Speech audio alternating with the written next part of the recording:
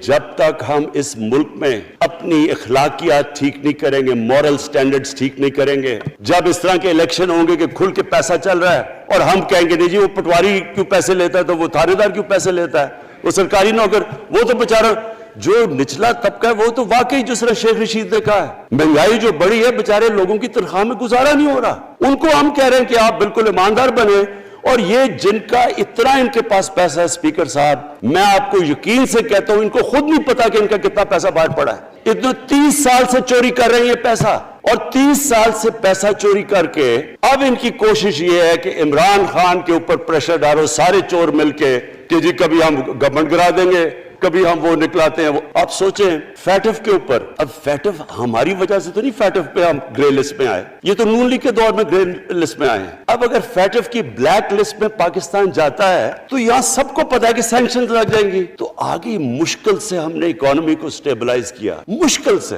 اگر black list میں جاتا ہے تو اکانومی سیدھی نیچے۔ آج جو لوگوں کو مشکل پڑی ہوئی ہے اور مشکل پڑی ہوئی ہے ہمارے لوگوں کو مہنگائی کی، اس کی وجہ یہ ہے کہ ہمارا روپیہ جو تھا تقریباً 107 روپے کا آج 160 روپے کا، تو جب روپیہ گرتا ہے تو ساری چیزیں باہر سے مہنگی ہو جاتی ہیں، پٹرول، ڈیزل،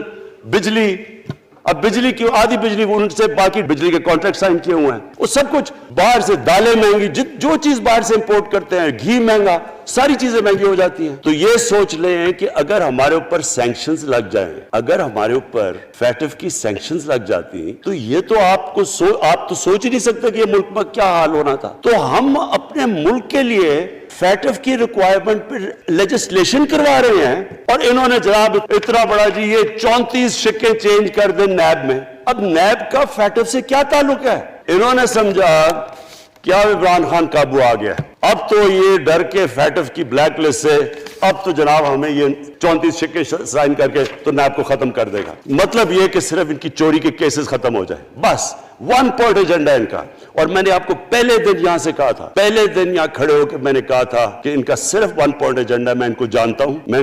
ہوں جب یہ سارے اپوزیشن میں میرے ساتھ تھے، ان کا صرف ایک خوف ہے یہ NRO نہیں دے گا، لہٰذا اس کو اتنا بلیک میل کرو، اور اب فیٹف کے اوپر تو یہ پھنس گیا ہے تو اب اسے کنسیشن لے لو تاکہ نیب ختم ہو جائے۔ اب سوچیں کیا ان کو ملک کا فکر ہے؟ کیا ان کو نہیں پتا تھا کہ کیا ہونا ہے اگر فیٹف کی بلیک لسٹ پہ چلے جاتے ہیں؟